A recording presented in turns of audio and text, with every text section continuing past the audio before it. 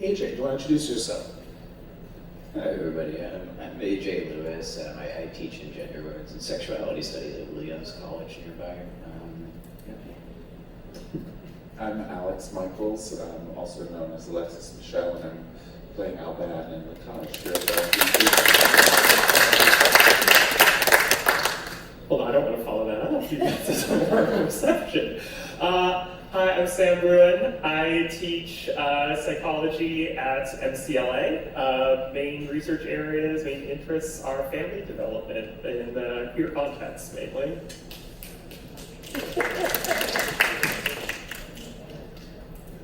So much of the world has changed since Lacage was first on stage back in the 80s. And the two of you have seen it, you're obviously in it.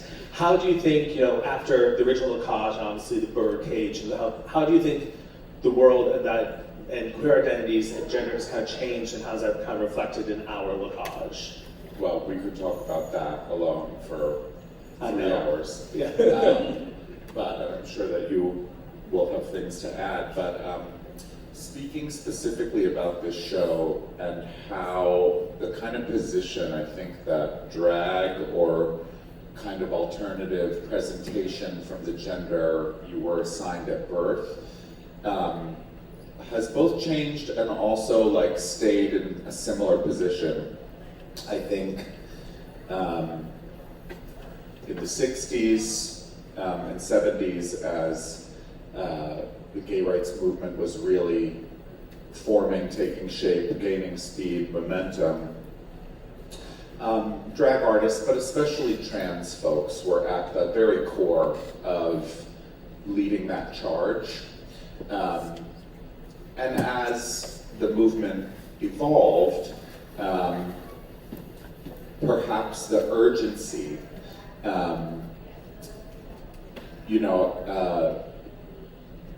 de-escalated, and yet at different times in our history, there has been a more present need for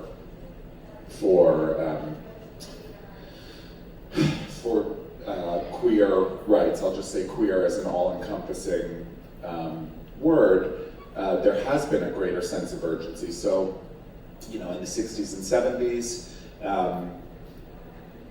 obviously that was when the movement started to really take shape. But then in the early 80s, when Lacage first premiered, we were faced with the AIDS epidemic. And so telling a story about queer people and queer family was really kind of like a hot and sort of more than progressive, what's the word? Sort of a revolutionary thing. And what's interesting is now we find ourselves, 40 years after Lacage first came about, we find ourselves in a time where, I think all queer people's rights are at the forefront of discussion again, but especially the rights, liberties, equality of trans people is at the very fore of conversation and of greatest urgency right now.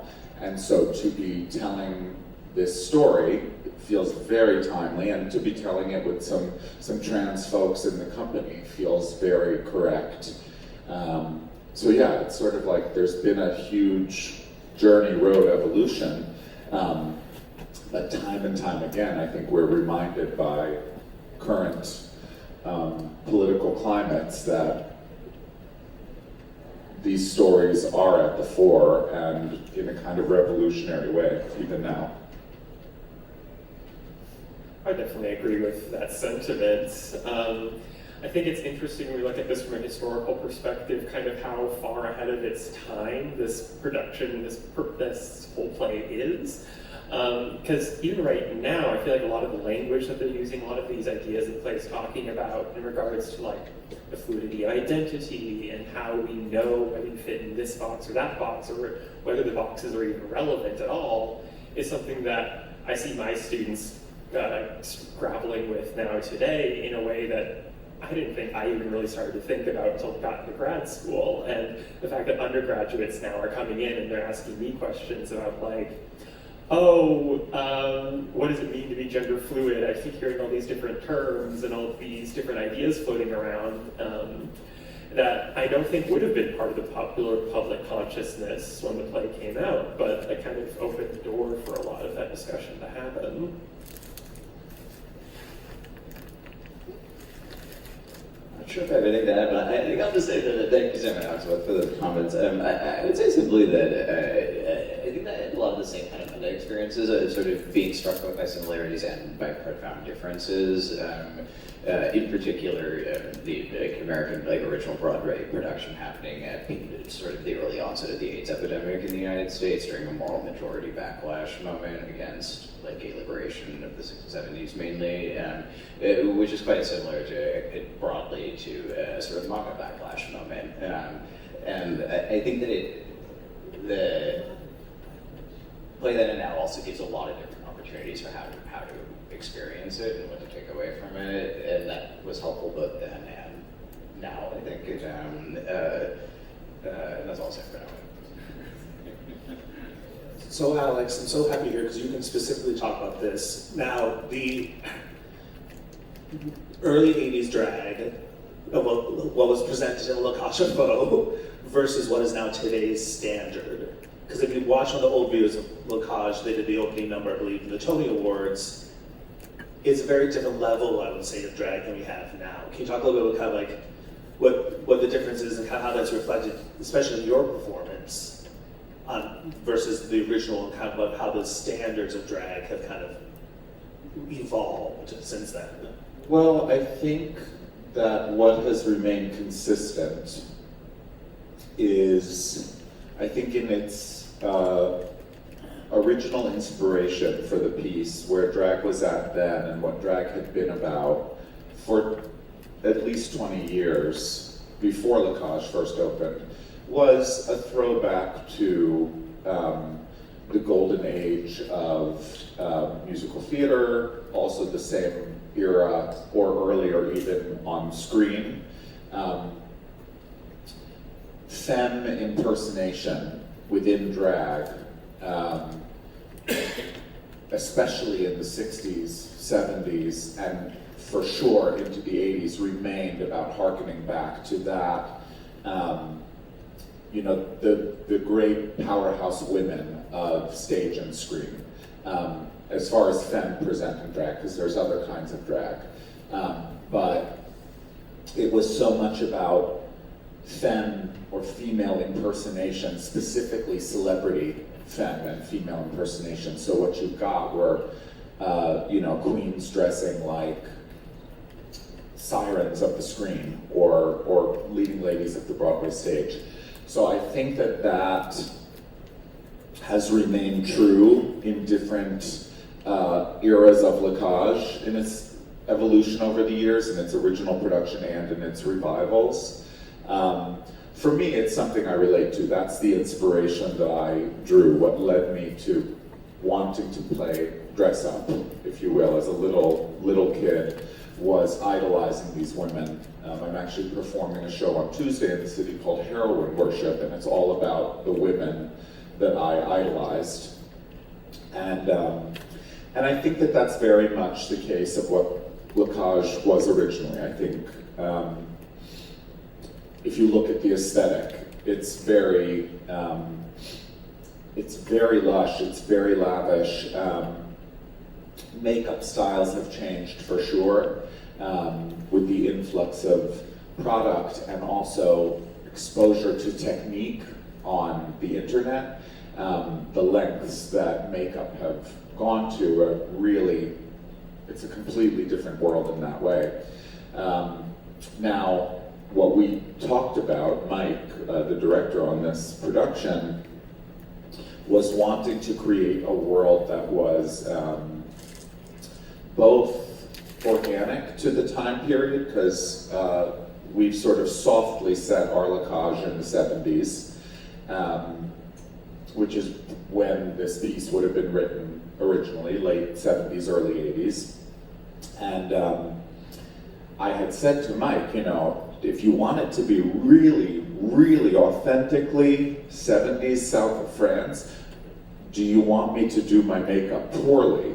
Because things have changed a lot. And if we really, really wanted to do it dramaturgically, I would have had to dumb my makeup down a lot. And the kajals too, we would have not been looking as lovely as we've been looking.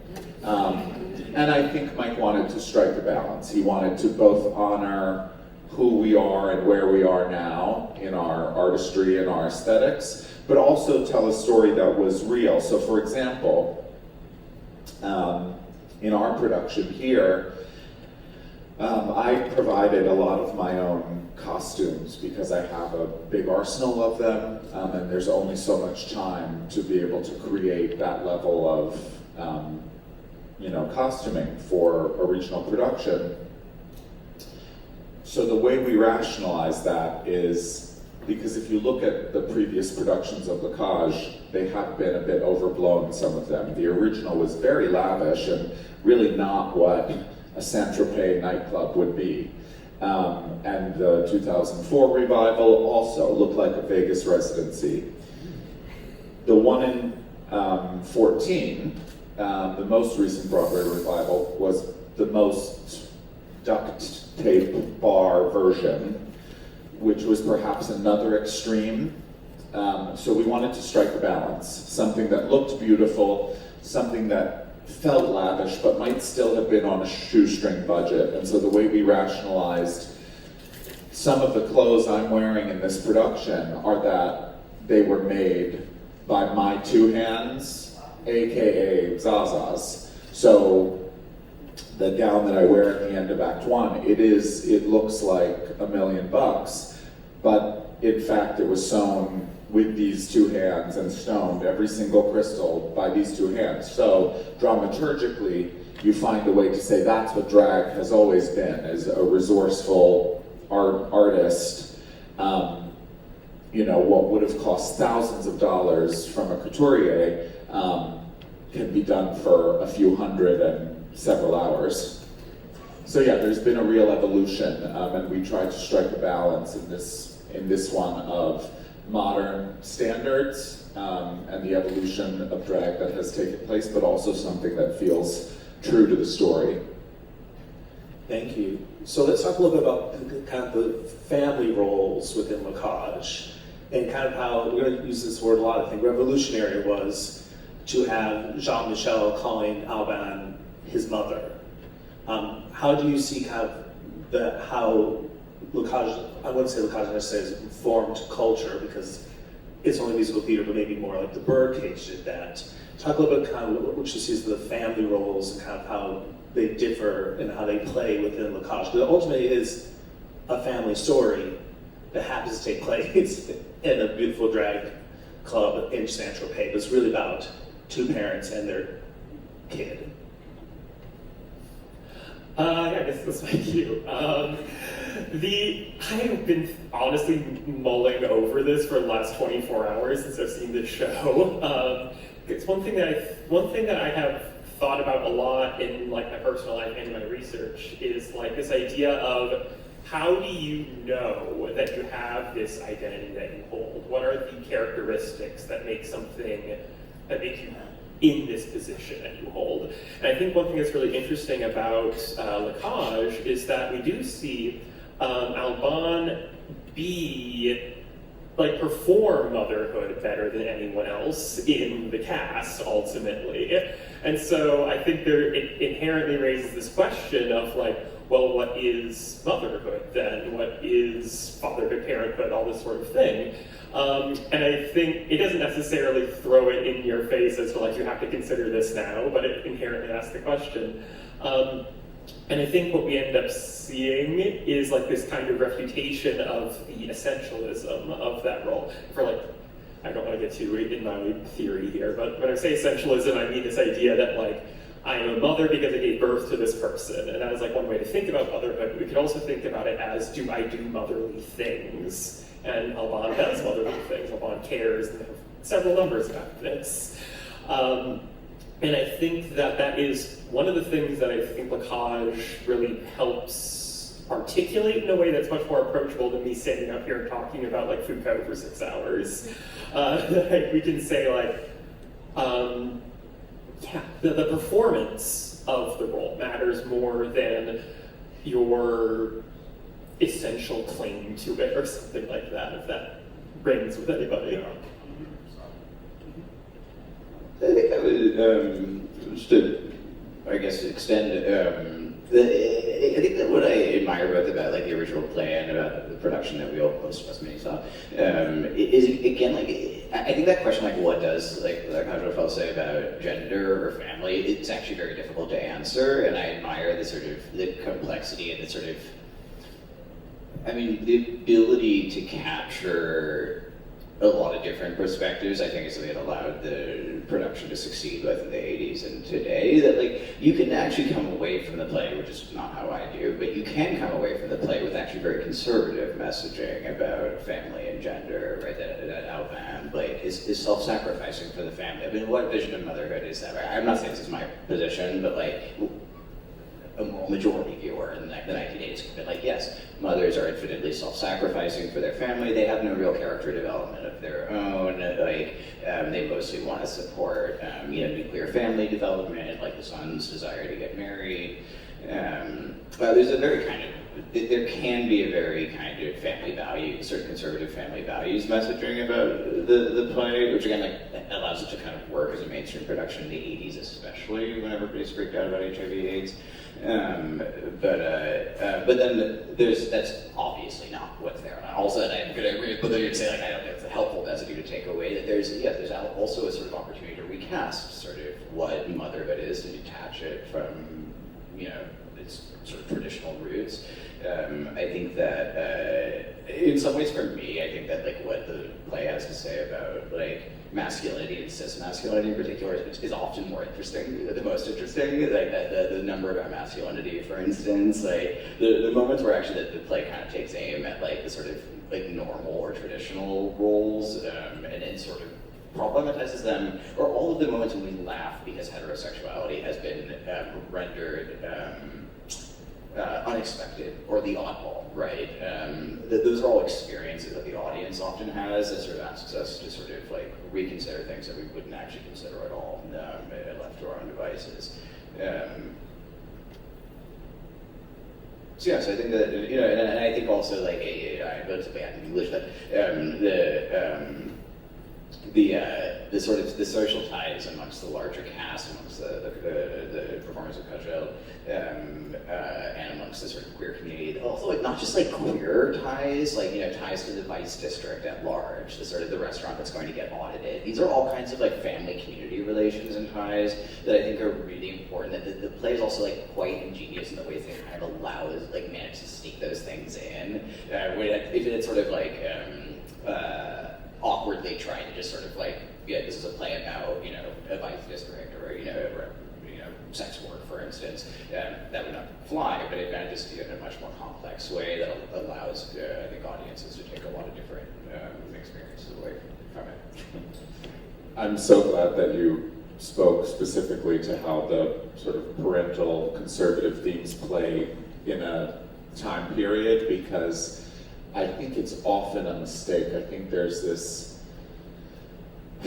this trend that we see in theater pieces where directors will try to set something in present day, and this piece in its authenticity belongs in the period in which it was originally conceived, because yes, it completely plays into some of these like really binary and traditional roles, and it is an interesting thing, because what I've sort of brought to this personally, with this very specifically about the parental aspect, is as a young person I was certain that I was going to be a parent, certain, and then I started, I was deep into my theatrical education, and I said, I don't know, this field I'm in, it's very self-involved, I don't know if that makes sense. And then I got my first dog, and I said, oh no, you're a parent, very naturally. And so as I've like come to see the parent in myself, and it's expressed with pets, with nieces and nephews, with dear friends, I have always had this parental streak.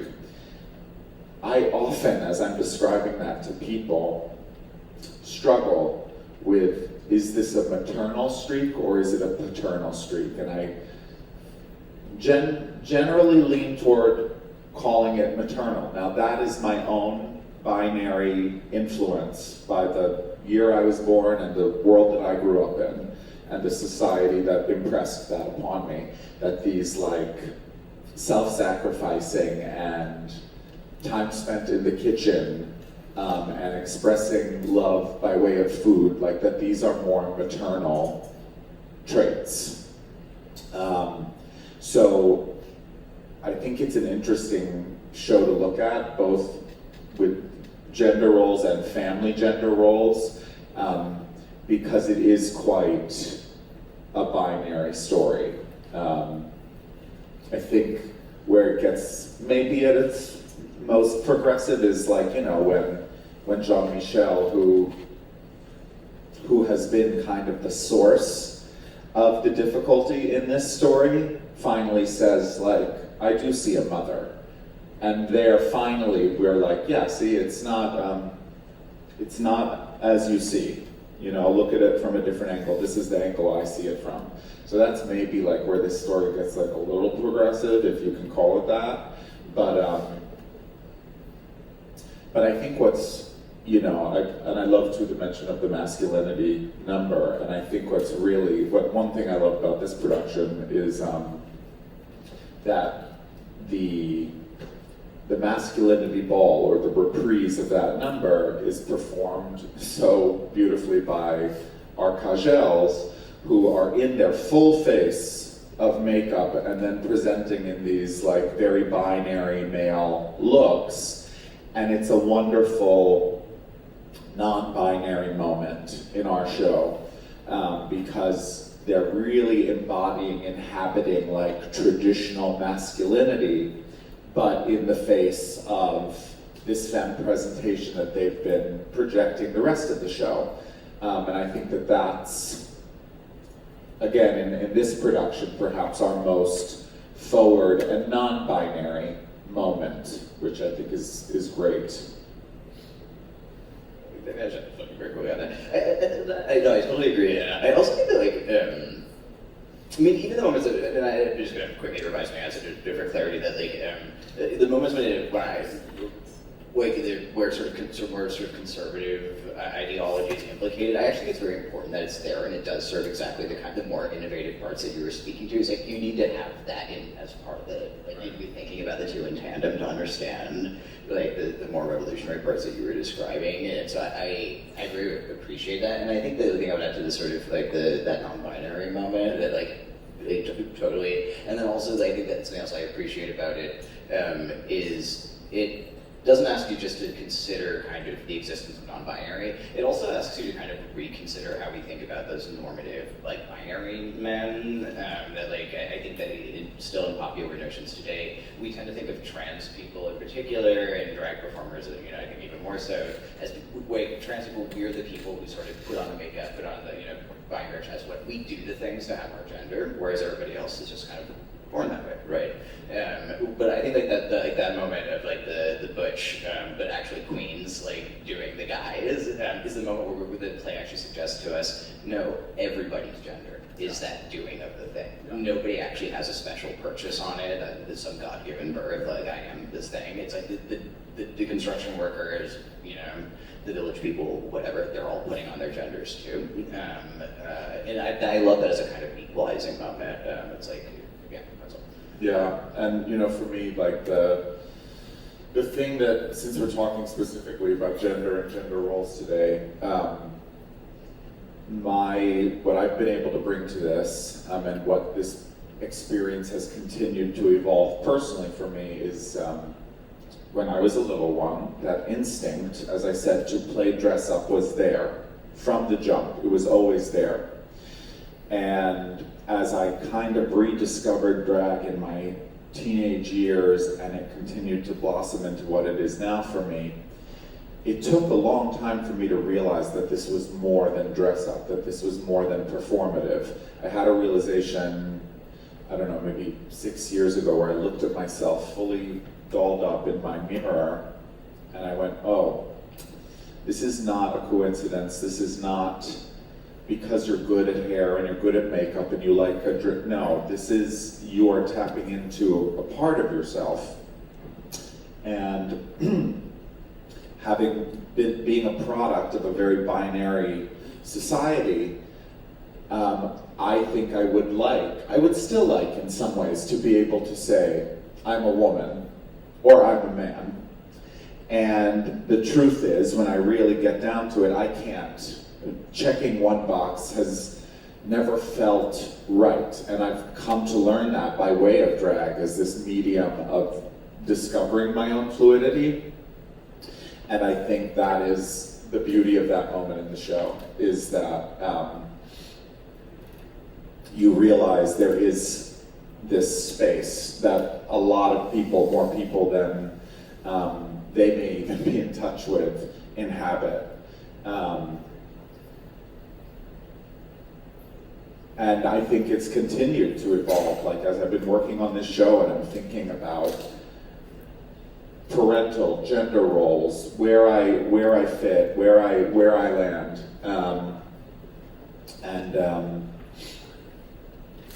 yeah, I could ramble on about it, but it's been an interesting part of working on this in the context of my own life, is sort of realizing both the roles that we, think we are meant to inhabit, and then the kind of middle ground that a lot of us end up landing in. Let's open it up to questions. If you want to ask a question, raise your hand. Just please wait for the mic to get to you.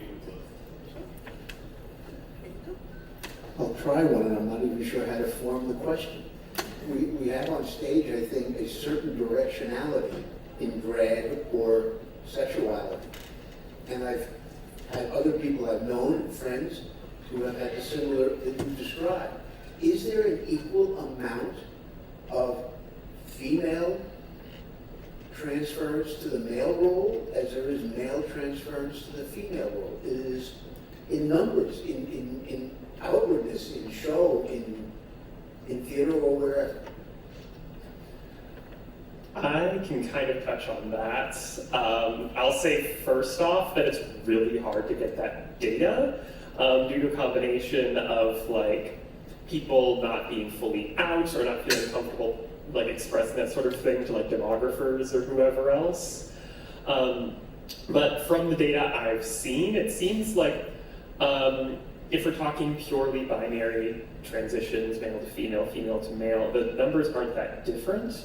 But what I do see is that there is often a lot more allowed flexibility for women to perform elements of masculinity than there is for men to perform elements of femininity. And sometimes that can mean that people label themselves differently if they are assigned female at birth and if they are assigned male at birth. There's sometimes this pressure from the people I've talked to anyway, if they are assigned male at birth, they have to make this very public, stark transition because that's the only way for that identity to be recognized. Whereas if you're assigned female at birth, like I said, you have a bit more of that leeway, and so there might not be as much pressure to say okay, I'm doing this whole thing now because I can still explore that element of my identity without necessarily feeling like I have to go 100% at it.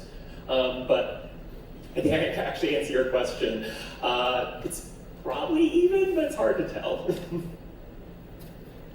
I think within the context of drag, and this is probably largely in part due to drag's history and drag's present place in pop culture by way of RuPaul's Drag Race. Drag Race is wonderful for the way that it has brought drag as an art form to the forefront, but where it is really delinquent is representing all that drag is. And as you said, we're performing gender daily with whatever we put on, whatever you put on, we're all performing it daily. And that's where Drag Race misses the mark, and has left lots of expressions underrepresented or unrepresented, sadly. And there's other rising outlets in pop culture, like a show called Dracula, which is giving more visibility to the mask-presenting art that is present in drag. So the sort of forward visibility of mask-presenting, or or people assigned female at birth presenting in a mask way in drag. I do think there's an imbalance. It's growing rapidly, which is great, but there is an imbalance in visibility, and I think you're right, that where you actually see more of it is in gender expression in people's lives, especially that of young people. I think what's great about the time we're in is that people now see options that they never saw, when I was growing up. And so I think we're seeing that expressed more in real life than in drag itself. It's starting to evolve in drag, but definitely in people's day-to-day lives, I think there's a greater presence. I also think too that,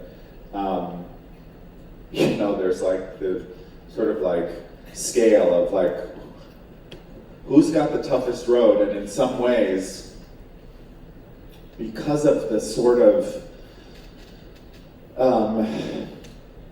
misogyny of our society and the judgment that is passed on what it means to be femme or a woman, that someone assigned female at birth who presents in a more masked way or has more male attributes, that somehow can be raised up and applauded easier than someone who is presenting femme, just because of the misogyny that we have and biases we have toward women versus men. It almost starts to look like a refutation of masculine power if men are like, oh, I'm willing to give up some of that masculine power to act femme, and then that leads to people questioning, why do we prioritize masculinity? That's threatening. Yeah. Another question? I'm going to ask, I think, more of a historical question. In my generation, I think many of our first, or mainly only exposure to cross-dressing, and I apologize if that's not the right word, was Milton Berle in the 1950s. And he was loved, accepted as an entertainer, a very well-known and very well-liked entertainer. When historically do you feel society, the backlash, changed? What was it attributed to, and where did it start? It's a wonderful question, because it's really hard to also answer the question, when did it start, when did it change? I mean, the thing that comes to my mind is like Birth of the Nation, which like basically brought sound to audiences that had cross-dressing in it. But it's been such a contest now. I think, because there's this funny meme that I've seen going around that has all these photographs of entertainers, including people like Milton Berle, and it says, "You've been entertained by drag for years. Stop pretending it's a problem now." And I think, I think part of what made drag easy to be entertained by or easy to laugh at is that it was more performative, it was more, I'll even venture to say, and your use of the term cross-dressing is appropriate for that period, because there was a degree of comic mockery in that entertainment. And I think that what's changed, and I think that where the evolution has happened, is that people like me have started to realize that this isn't just about putting something on or making a comment, but that it's also about expressing a part of ourselves. And I think that's the shift that creates the tonal shift, you know, within the spectrum of entertainment over the years. So it's easier to, or it was easier to laugh at a man putting on a dress than someone who says, yeah, I'm dressing this way because I know it's fun and you like looking at it and I'm sparkly, but also like, I've got a girl in me too, you know? So I think that that's part of that evolution. Yeah. The history isn't as much my area, and I'm trying to struggle to think back now, but I know in the 1970s, films got a lot more explorative with break down the studio system, all these different things. I know there was a lot more attention paid to how can I express elements of identity that have not been on screen before specifically. I know there was a big backlash to that. Where in the 1980s, people all of a sudden went back and were like, okay, no more of that expression, no more of that exploration. And I wonder, that's probably also, if we're trying to like pin down something chronologically, that might be where we could start looking. I'm sorry, what are you holding in mind for the 70s? What are you holding in mind when you're saying that films in the 70s? Let's see, Rocky Horror, Dog Day Afternoon. Well, and I think that the original French Locage was 70s, yeah. I mean, it was the time of obviously the counterculture, folks like David Bowie, Iggy Pop, right? You've got Eric Breckenridge happens in 1970. So there's a lot. I mean, the 70s is a big decade of like, can we do this in public? Can we do different things differently? I guess, and also debates over what that meant, what it was saying about those things. And I think a movie like Tootsie was probably, like 1980 or something? So again, part of the struggle for us is that there are, so few examples, because it really was rather subversive and risky. We have time for one more question from the audience.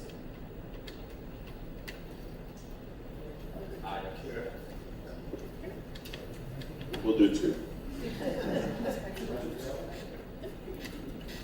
Is there a movement to put a third box on any application that someone has to fill out? Yeah, I think some institutions have progressed in that way, but it's definitely still in process. This is something that I deal with a lot as like a psychology researcher. We're constantly trying to figure out like, okay, so what do we put on our demographics forms? Because we need to have something, because science needs to have all the little boxes ticked. And where at least my field is going right now is largely to say like, either we're going to have a big laundry list of 16 items, or we're going to have just a self-describe box, and then you just fill that in with whatever you want to fill that in with. But yeah, I think I know, like some government forms and things like that, they're starting to have the option for like a third gender non-binary option, and I think some birth certificates in some places are allowing that now. I don't remember where though. I would just say that, there's including like real ID and compliant access on driver's license and stuff like that. I think actually both the show and sort of our current conjuncture at large, like I think it kind of invites us to ask like, maybe we should just like have no box at all. That's what I think you were basically describing, that like the third box actually seems less helpful to me personally than just like nobody should have a box, like even the normie people don't get a box, It makes me think of blind orchestral auditions where you don't see the applicant, so you don't know, there is no gender bias. Interestingly, when they started doing that, there was a tremendous influx of women in orchestras. But I think to your point, like that is sort of the ideal direction to move in, is one that like focuses on a person and their qualities rather than their gender or their presentation.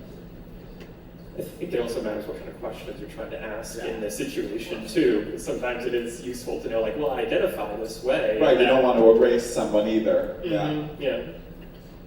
Final question. Had one more down here, I know.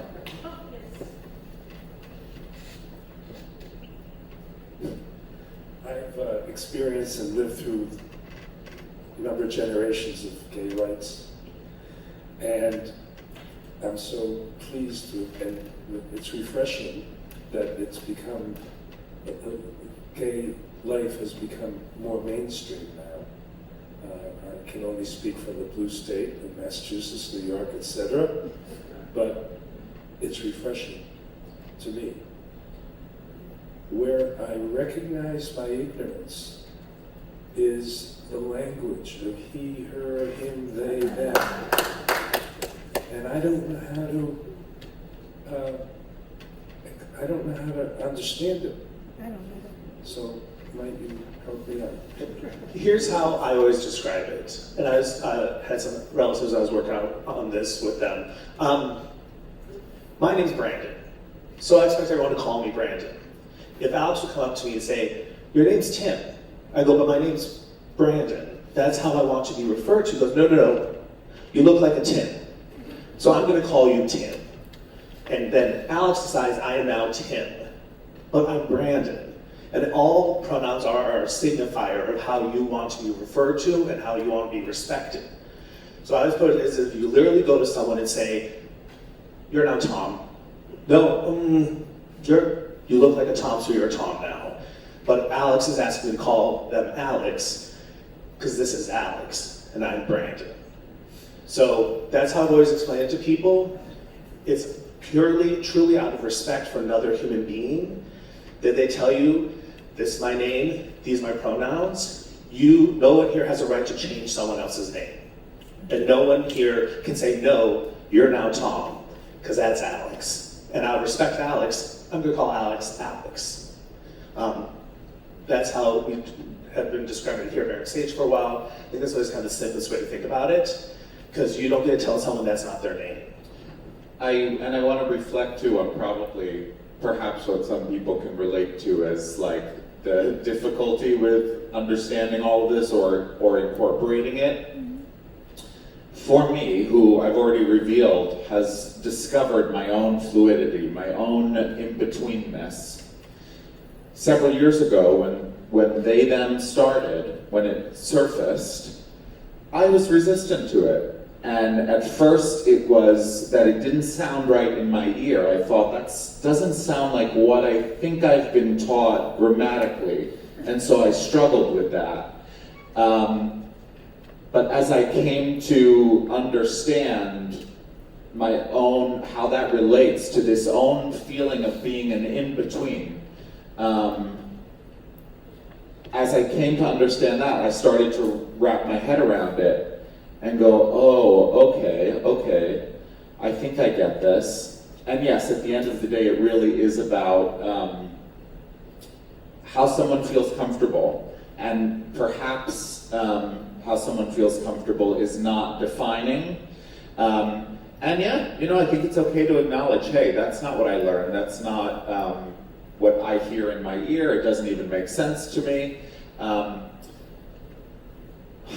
But things change and we evolve, and I think, like when I think about family themes and parents, I think what probably a lot of people can relate to is each generation takes what they were given, takes the upbringing they had, and we try to improve upon it a little bit, each generation, and some more successfully than others. But I think we're in a time now where we are presented with more information, more options, and it's just about trying to absorb them as best we can and, be respectful to people and how they feel comfortable. Because at the end of the day, when we think about,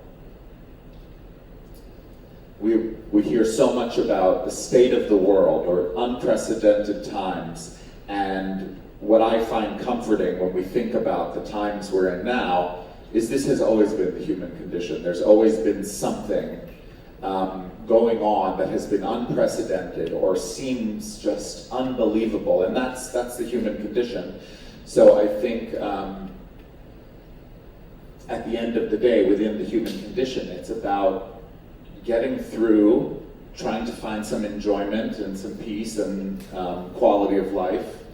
And now part of that is people being comfortable in their own skin, as has always been the human experience, but now there's more shades and more variety, and so I think ultimately that's what it's about for me.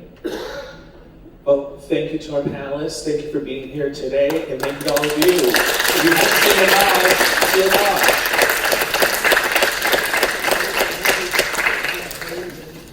Can I say one more thing? Obviously, as you said, we're in a blue state and we're here in a theater where we're performing La Cage aux Folles, so I trust that we are all preaching to each other's choirs here. And just what I want to encourage, folks like us to do or continue to listen to people with experiences different than our own, particularly right now, those of trans people. Trans people are under attack in this country like never before, and we're in an election year, and again, I know I'm preaching to the choir, but I think it's up to all of us to listen to people's experiences, honor them, and raise them up. The way, how do you protect someone? You stand beside them, you listen to them, and you say, you don't put them in front of you, you stand right beside them. And so I just, any chance I get, I make a point of saying, look out for our trans brothers and sisters and non-binary folks, because